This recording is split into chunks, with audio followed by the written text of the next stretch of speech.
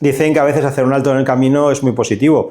No solo disfrutas de las vistas en ese sendero que estás haciendo, y a veces también te sirve para poder replantearte las cosas. Bueno, pues hoy vamos a hablar de una metodología que precisamente nos habla de eso, de hacer un alto en el camino. ¿En qué camino? En el movimiento continuo que supone cualquier ejercicio de fuerza. La metodología Stop and Go o Rest Pause, ¿vale? Esta metodología, ¿de qué nos habla? Nos dice que si, por ejemplo, en una sentadilla normal nosotros bajamos y subimos, que es lo que nosotros llamamos metodologías continuas, 4×8, arriba, abajo, arriba, abajo, arriba, abajo, 8 veces, aquí en un momento determinado donde nosotros queramos, ¿vale? Tenemos que hacer una parada, ¿vale? Esa primera parada va a ir entre 6 a 10 segundos, ¿de acuerdo? Evidentemente podemos hacer una parada muchísimo más amplia, 30 segundos, 40 segundos, pero entonces ya no estaríamos hablando de una metodología Stop and Go, ¿vale? Sino que estaríamos hablando de una metodología de isoexcéntricos o de mantenimiento de isometría. ¿Por qué hablamos de 6 a 10 segundos? Porque lo que queremos es evitar el reflejo miotático que surge cuando nosotros bajamos, paramos y volvemos a subir, sin darnos cuenta de esa transición de bajo y paro, ahí hay unos 2 segundos que se utiliza para ese isométrico. ¿Dónde lo solemos hacer? Bueno, la literatura habla de diferentes zonas. Por ejemplo, lo primero es a tener en cuenta en el rango de movimiento donde queramos fortalecer, ¿vale? O en la zona de máxima tensión, ¿vale?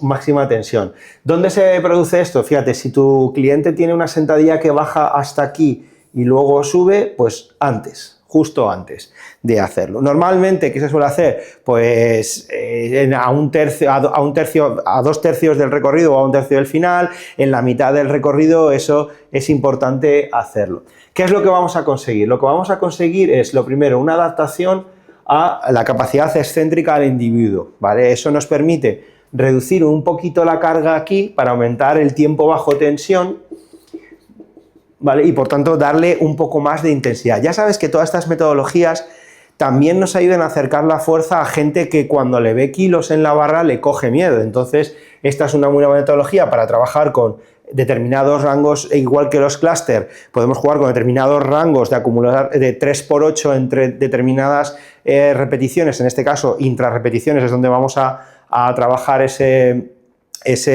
parada para aumentar, ¿vale? Y la carga, por lo tanto, va a variar en un porcentaje. En cuanto, aquí sí que no solemos tener tanta referencia como en los clústeres. ¿Por qué? Porque realmente lo que importa aquí es este tiempo de parada. Nosotros, como ya te he dicho, te recomendamos entre 6 a 10 segundos. ¿En qué ejercicio se puede hacer? Bueno, casi siempre se puede hacer en todos los ejercicios, evidentemente en todos los ejercicios cualquier cosa que hagamos puede tener un IQE, pero nosotros te recomendamos hacerlo en bilateral, porque si lo haces, por ejemplo, en apoyos monopodales, va a influir muchísimo el componente equilibrio y va a ser incómodo para la persona poder hacerlo. Si lo haces en componente unilateral, por ejemplo, en empujes o tracciones, vas a tener demasiado aporte desde el tórax y no conviene. Entonces, casi siempre ejercicios bilaterales que estén abajo o arriba. Cargas, reducir un 10 a un 20% es lo que hemos visto que es operativo. ¿Por qué? Para poder concluir con, por ejemplo, hacer 3 de 6 con paradas de 6 segundos iniciales, ¿vale? Antes de los 6 segundos podemos ir introduciendo 3 segundos, 4 segundos, 5 segundos, ¿vale? Para que la persona aprenda a frenar. Y luego uno de los principales errores que se suele hacer es no dejes de hacer tensión, ¿vale? Es decir, yo me paro aquí con la barra y dejo que toda la tensión se vaya. No, yo aquí estoy empujando, estoy sosteniendo la carga, pero no hay movimiento. Igual que si lo hago aquí con una sentadilla, yo estoy empujando activamente el suelo para evitar que me baje. El principio básico es, ¿vale?, el isométrico cuasi excéntrico que tenemos. Si nosotros quisiéramos ir a un aumento de esta capacidad, lo que sería multiplicar esto por 2, 3 y bajar todavía mucho más la carga.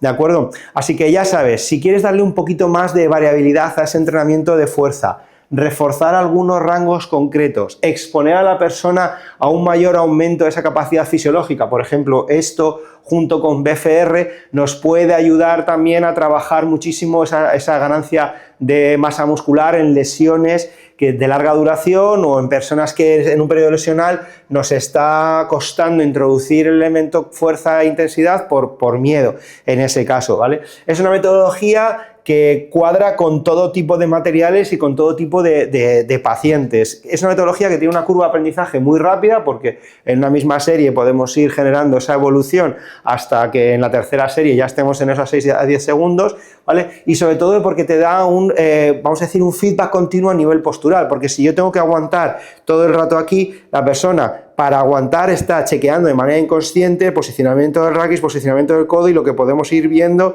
se puede ir corrigiendo entre series para que la persona tenga un mayor control postural al no haber movimiento y tener esas fases de parada. Recordarte el error, dejar de hacer tensión o pasarte en los segundos vamos a decir, de parada, ¿vale? Luego también el rango de movimiento. A ver, hacerlo en el primer rango de movimiento, ¿vale? En el primer tercio del movimiento tendríamos que aumentar muchísimo la carga para que esto tuviera efecto. Entonces, ¿dónde se suele hacer? A partir de que se rompen las líneas de tensión de la mitad del recorrido, como ya te hemos hablado. ¿Que lo tienes que hacer menos de esa mitad del recorrido? Bueno, ya sabes que puedes aumentar tensión o bien con carga o, por ejemplo, con una goma con un poco de tensión, pero es inversamente proporcional. Cuanto menos recorrido hagamos, mayor carga vamos a tener que poner aquí para tener el mismo efecto. Y ahí tienes que ver y variar y juntar, ¿vale? Esas variables de qué efecto quiere conseguir, qué tipo de persona, qué capacidad de movimiento tienes, ¿vale? Junto con los clúster, otra de las metodologías de fuerza que apostamos por que introduzcáis en vuestros entrenamientos y que nos contéis la experiencia.